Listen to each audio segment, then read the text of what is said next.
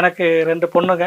என் பெரிய பொண்ணு பேரு ஸ்வேதா, சின்ன பொண்ணு பேரு சுதீஷனா. இந்த 1 1/2 வருஷம் முன்னால பெரிய பொண்ணு வந்து நீட் படிக்கணும்னு சொல்லி ஹாஸ்டல்ல சேர்த்து விட்டேன். அங்கே ஹாஸ்டல்ல வந்து சூசைட் பண்ணிட்டாடின்னு சொல்லிட்டாங்க. போன ஏப்ரல் 1ஆம் தேதி 2021. பொண்ணு வந்து இது மாதிரி இழப்பானது என் குடும்பத்தில் ரொம்ப இதாகிட்டோம். பார்த்தீங்கன்னா பொண்ணு சாதாரணம் இல்லை, கொஞ்சம் டேலண்டாக இருந்துச்சு. சமஸ்கிருதம், ஹிந்தி, கபடியில் வந்து ஜார்க்கண்ட், பீகார், டெல்லியில் போயிட்டு வந்திருக்கு. மியூசிக்கில் 8 லெவல் 6 லெவல் முடிச்சுட்டு கோயம்புத்தூர் கலாச்சேத்ராவில் படித்து புரந்தரசர் கலையாணகத்தில் அரங்கேற்றம் பண்ணியிருக்கு. இது மாதிரி கொஞ்சம் மல்டி டேலண்டாக இருந்துச்சு. கொஞ்சம் எதுவுமே கொஞ்சம் அப்சர்வ் பண்ணுற பொண்ணு தான். கொஞ்சம் நல்லா வளர்த்திட்டோம். அந்த இழப்பை எங்களால் தாங்க முடியல. அப்புறம் இது நினச்சி ரொம்ப ஃபீல் பண்ணி அழுதுனால எனக்கு அட்டாக் ஆகி கோயம்புத்தூர் கொங்குநாடு ஆஸ்பத்திரியில் வந்து அட்மிட் ஆகிறோம். ஏன்ஜியோ பண்ணியாச்சு. எனக்கு டிஸ்சார்ஜ் ஆகி 6 மணிக்கு சாயங்காலம் வீட்டுக்கு வர்றோம். எல்லாம் சேர்ந்து அழுதுனால இத்தனை பேர் இருந்து பொண்ணு இல்லையான்னு சொல்லாதனால மீண்டும் அட்டாக் ஆகி மீண்டும் கோயில் இருக்கிற கேஎம்சிஹெச் ஆஸ்பத்திரியில் சேர்ந்து மீண்டும் ஒரு ஏன்ஜியோ பண்ணி ஸ்டென்ட்.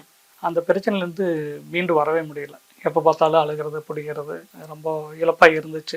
இந்த 1 1/2 வருஷமும் பார்த்தீங்கன்னா நாங்கள் நிறைய சொந்தக்காரங்க அதெல்லாம் இருந்தாங்க, நிறைய வந்தாங்க, எல்லாம் இது பண்ணாங்க. நாங்கள் எங்கேயும் யாரு கூட போய் யதார்த்தமாக பேசுகிறதோ ஒரு சிரிக்கிறதோ சந்தோஷமோ எது இல்லை. ஒரு சொந்தக்காரங்க கல்யாணங்கள், வேறு இதில் பொது நிகழ்ச்சிகள், கோயில் விசேஷங்கள் எதுலையுமே கலந்துக்கிறது இல்லை. மாதிரி ஒரு பயிற்சி மையம் தவநிலையம் அமைஞ்சதுனால நான் வந்து அதில் கலந்துட்டேன். அதில் காயக்கல்ப பயிற்சி, உடற்பயிற்சி இதெல்லாம் சொல்லித்தர்றாங்க. ரொம்ப யூஸ்ஃபுல்லாக இருக்குது.